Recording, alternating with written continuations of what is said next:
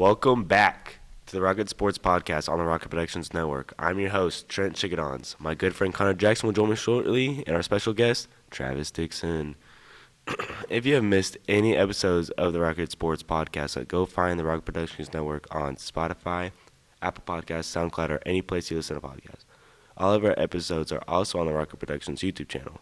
If you're not a subscriber, go ahead and hit that subscriber button right now. Be sure to check out Rocket Productions on Instagram, Facebook, and TikTok. Let's get into it. All right. Travis. Yes, sir. How did you get into swimming? Our last swim coach, he asked me my freshman year if I wanted to swim. Said not really, but he convinced me to do it, and I've just been here ever since. That's funny. Oh, my God. That's where I just turned up? He just came up to you, like, you want to swim? You're like, yeah, just ended class. He was like, hey, you wanna swim for me? And I was like, dog, I've never done that before. We just kind of figured it out. That's sweet. I like that answer. All right. So what's your favorite stroke to swim? Yeah. Favorite stroke is for sure freestyle because it's the easiest. Yeah. You just kind of moving. Nothing real special about it. How many strokes are there? Four. Four. You got freestyle, you got backstroke, you got breaststroke, and you got fly. Dang. I didn't even know that. I just knew pedal. You pedal your feet. Pedal? What? Huh? What's pedal? Like you pedal your feet just to stay above water. Yeah, I don't know what he's talking about. Like you just tread in water? Or? Yes, okay. Right? I'm pedaling. You telling me you don't move your feet? That's like a pedal. I do, but I don't really like a pedal's more like. Oh, I'm talking like a bike pedal. Too. I'm saying like that. Oh. Okay. Anyways. Do you have any pre-competition rituals or routines? Sometimes we'll sit there and pray a little bit before. Mm-hmm. But mainly it's just yelling at each other when they're racing. You can't hear nothing, but yeah.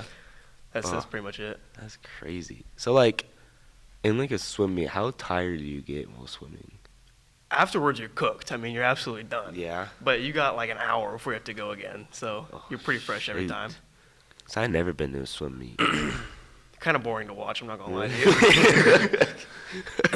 you. Sweet. All right. How long is it from like the start to the finish? It's normally like 3 hours. Well, like I'm just talking more so like the Like for distance, one the distance race, you or swim. For a 50, it's normally like 30 seconds. But for like, there's like a 500, that's normally like 8 to 10 minutes. Oh my gosh. Which one do you do? I do 50s, 100s, and 200s. Oh. No, thank you. Up next, we asked Travis on how he stays motivated during tough practices. But first, a word from our sponsor. Have you ever had consistent pain in your neck, legs, shoulders, or even pain from a previous injury? Then Rosso Chiropractic might be a place you'll want to check out. They offer free consultations, walk-in appointments, and even after-hours emergency appointments. You can contact them at rhchiro@sbcglobal.net or give them a call at 316-776-0555. And we're back. So how do you stay motivated during tough practices? I mean, you always got your boys with you, Mm-hmm. so that makes it pretty easy. But, swimming, you can't really talk to them while you're doing it, so you got to just try to stay out of your own head, I guess. Oh. So I can't even do that either. Like, it's like cross country all over again. Because, like, nobody's next to you, like, to talk to. Yeah. It's all in your head. Yeah, at least in cross country, if you're running next to someone, you can talk to them. Like when you're in the water swimming, you can't really hear him. Yeah. That's true, too, I guess. But, like, I'm so out of breath during cross country, I couldn't So can you tell us about your coach and if you like him, if so, why? Rob, I love Rob, man. Yeah. He's a dog. Yeah.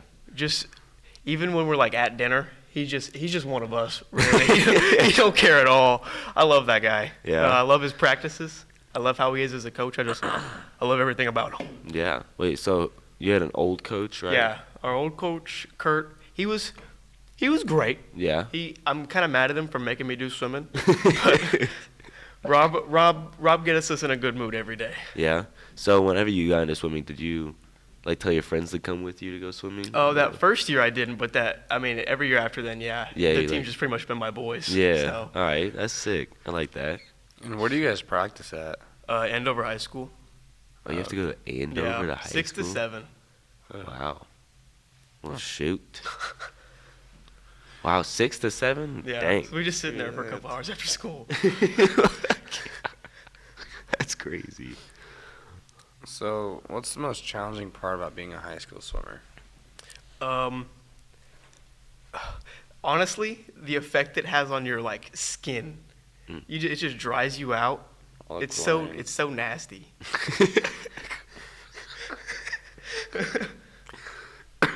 That's the hardest part, honestly. Wait, so in swimming, is there like diving too? There's diving, but we don't have a team. But we'll like get to watch it sometimes. Yeah. And a lot of like the varsity guys, they're like good. Like you see them Yeah. doing flips and stuff. But there's always that one dude that just smokes the Like water every time. Cannonball. Type Yes. belly flop That's the best situation. part to watch, honestly. Shit, I would do that for fun. Oh my God, I would definitely be on a diving team just do some cannonballs and stuff.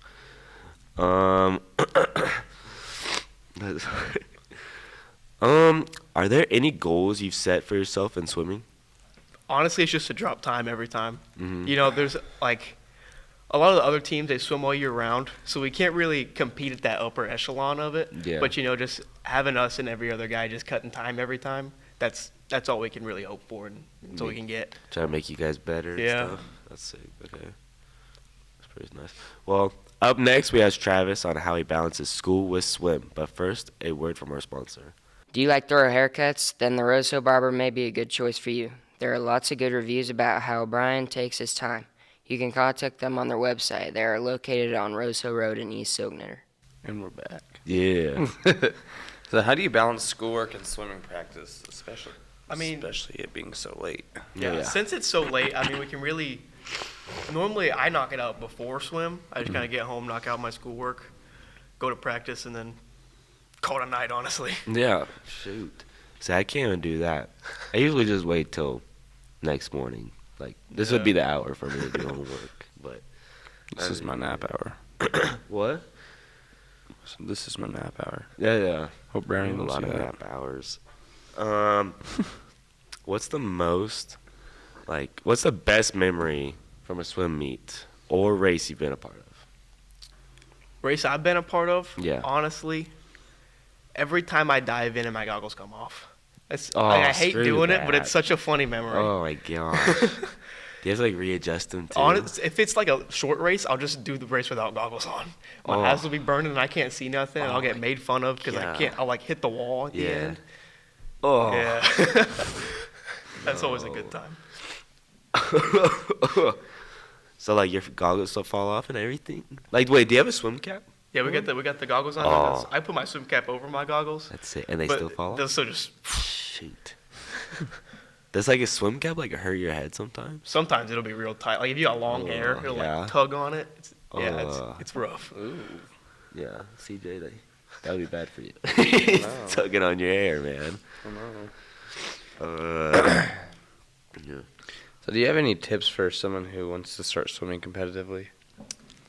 At the start, it's really hard. I'm not gonna lie to you. Like Mm-hmm. just even doing a down and back, it'll take it all out of you. But if you keep going with it, like a lot of our guys have never swum before. It's Yeah. just me and Jake that have swam before this year. So like the first months of practice are really just trying to get them down and back, just see Yeah. what they can do because it's hard to really start out. Oh yeah, I bet. I don't think I could even do that fast. I would just tread water. Yeah. You know what I I mean? just doggy paddle the whole way. Doggy paddle. That's what I was trying to say. Doggy paddle, not You call it pedal. Pedaling. Yeah, okay. Doggy paddle. That was it. All right. Let's say outside of swimming, but with your boys, like, what's your favorite memory with them? Those team dinners last year, even this year, Mm-hmm. just messing around with them, not really having any goal, just eating some food and doing Yeah. things we're not proud of, I guess. Okay, so we always ask everybody this that comes on the show, who's your favorite artist to listen to before like a meet? I'm a big Kanye guy, honestly. Ooh. I can always bump to some Kanye before Yeah? I meet, always. Shoot. Jude would like him. Yeah, for sure. All right, that was sweet.